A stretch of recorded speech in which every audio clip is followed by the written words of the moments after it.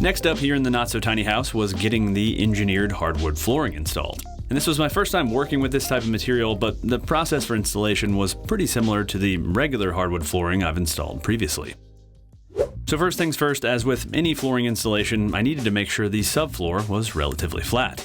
And generally speaking, if you're gonna see high spots in your subfloor, it's gonna be over joists, especially where the ends of two subfloor panels meet up. And sure enough, this first area was about 1/8 of an inch high, so I pulled out my electric planer and started removing some material. And I did make sure to sink any high nail heads with a nail set, but it's almost inevitable that you're gonna hit a nail head when doing this kind of work, so maybe wait to install that set of fresh planer blades until after this type of project. I repeated the process on another couple of high spots, and then I could move on to laying out where the first row would start.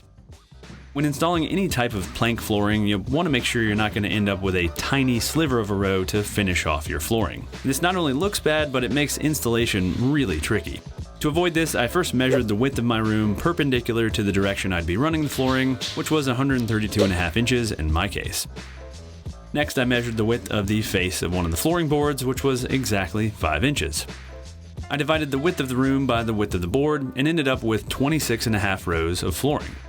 And this meant it would have been fine to start with a full row in my case, as I would have ended up with a half-width row to finish off, but I decided I might as well make the 2 rows closest to the walls even because it would look better.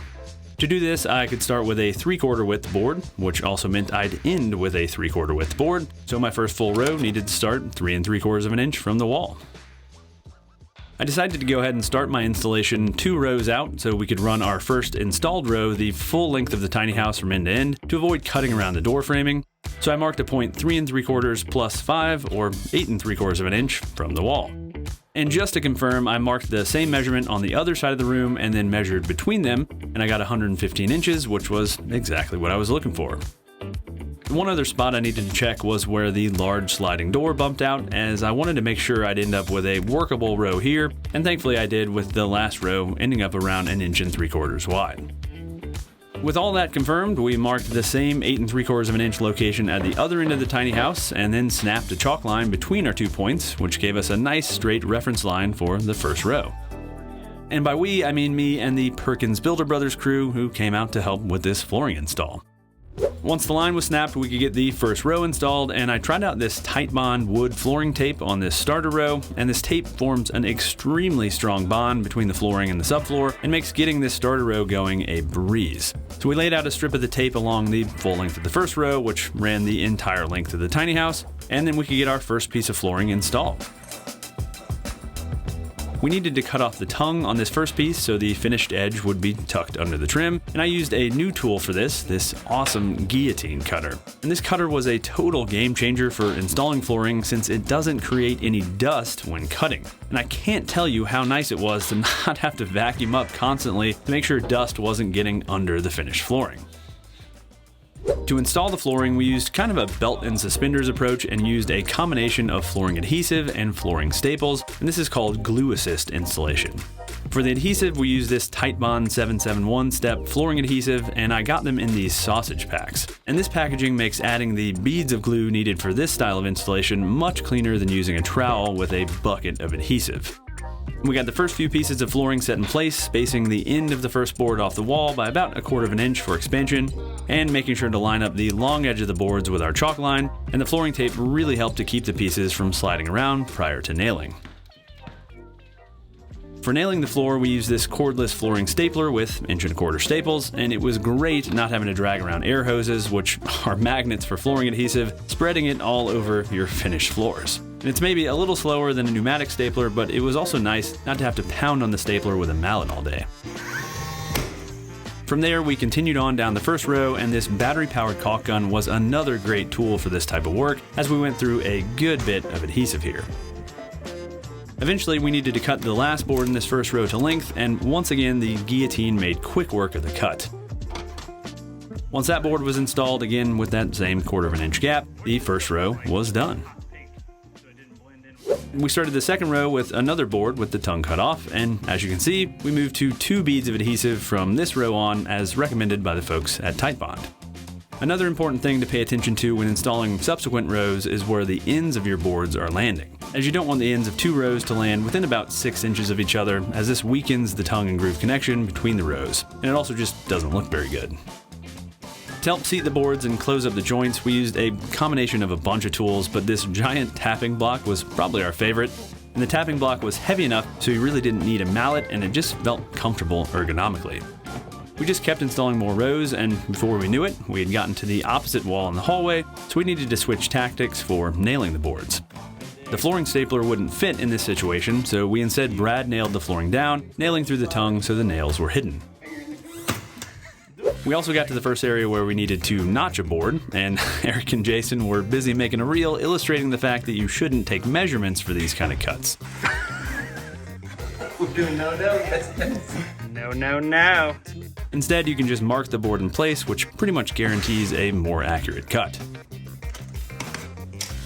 I used a jigsaw to make the cut, and this admittedly was not my best work.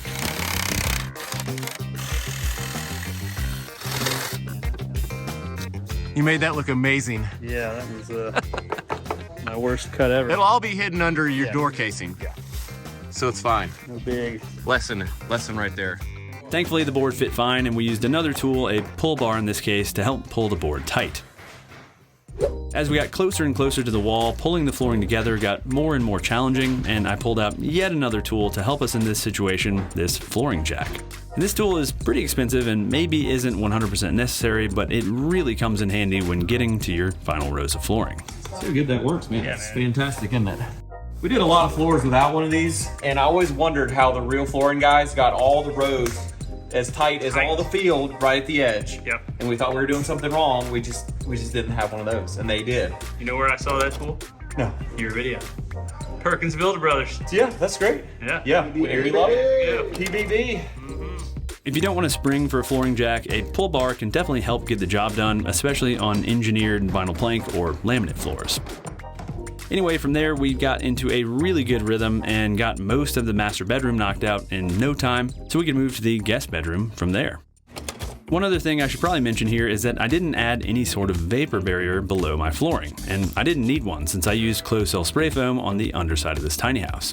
And this 771 step flooring adhesive can actually act as a vapor barrier, but it needs to be installed continuously with a trowel, not in these smaller beads like we did. The tongue of this engineered wood is pretty fragile. It's not like hitting a piece of 3/4 solid oak, which you can just kill it with this hammer. And usually that side's the right side. I see a lot of people hitting that in the wood like that, but that's actually for hitting your nailer. So there's a couple pro tips we can do is to use a piece of scrap that has the tongue. You can put it here and then you can hit that. And it doesn't matter if you mess up the end of that. The disadvantage though, this pro tip is when you start killing this board with this hammer, you're gonna get a lot of splinters just coming off. And then as you lay down your next rows, you may have some of these jags underneath of it, just like that, holding these rows up, and you might get a little later on. So that's the disadvantage of a pro tip that we just said. Pro tip, no Has tip. advantages and disadvantages. It's a give and take. You okay there?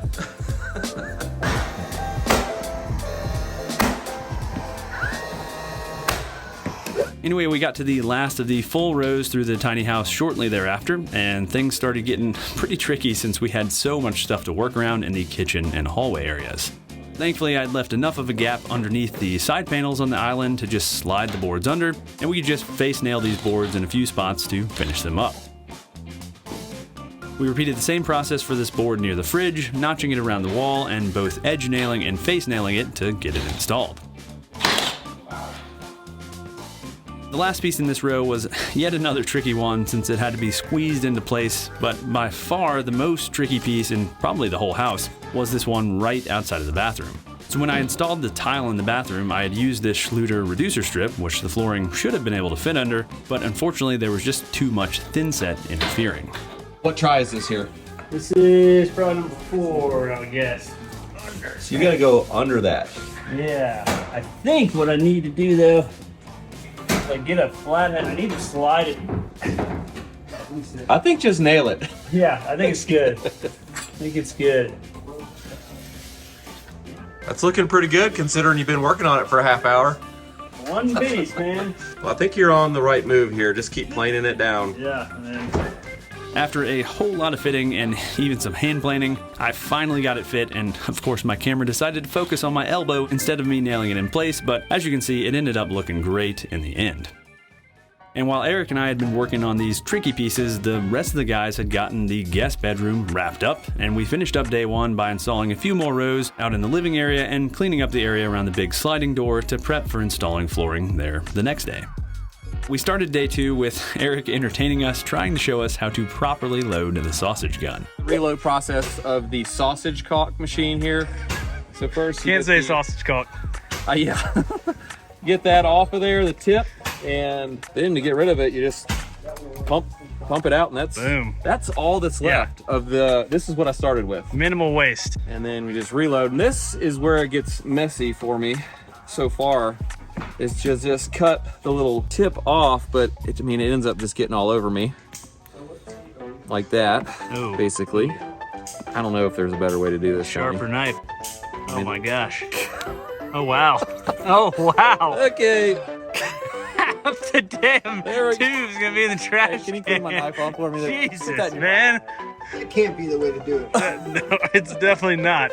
The other. Install the tip. It's just all the glue. Yeah. And we're ready to go. Now the problem we've been having is that when we're done, for some reason, this is glued to the rest of the housing of the It's a mystery. I'm not really sure what's happening there. But I'm gonna go make a peanut butter sandwich. Yeah, I'll see that's ya. good. To make sure that you don't use one knife per sausage caulk, you have to clean your knife with the wipes that are provided. Adhesive removal wipes. Type on glue remover. I've done this about 4 times today already. There you go, good to go. Back in the pocket for next time. Oh yeah. Like completely crazy. Woo. Clean. Clean as a whistle. Looks as good as mine did. I mean, Yeah. I bet that gun will come back apart. Anyway, from there, Eric worked on getting the last row closest to the big sliding door finished up, and these were more small, fiddly pieces. Since most of these rip cuts weren't one consistent width, he used a jigsaw and circular saw to make these rip cuts instead of my table saw. To get this last strip tight, Eric pulled out his chisel since the rest of the crew was using the other tools, and it just goes to show you can do this kind of work with simpler tools if that's all you've got. And we generally try to leave a 1/4 inch to 3/8 of an inch gap between these last rows and the wall, and that gap will allow the flooring to expand and contract seasonally, although I don't really expect this floor to expand much considering it's both glued and stapled in place. From there, we wrapped up the flooring throughout the kitchen, which was pretty simple since the toe kick will hide the cut ends of those boards, and with that, the flooring was installed. And all in all, it only took us about a day and a half to install this flooring, and I think it looks great in this finished space.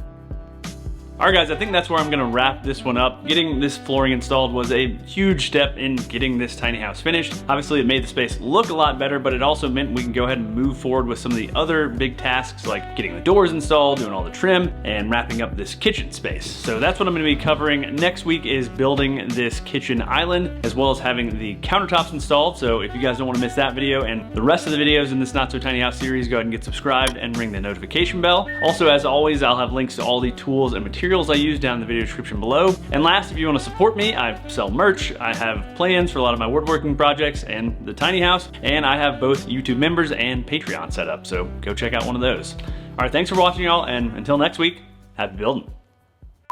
Number one thing you don't want to hear your floor installer say is something to be sitting here to cover the floor in this area. Okay, good. We're done. Let's go.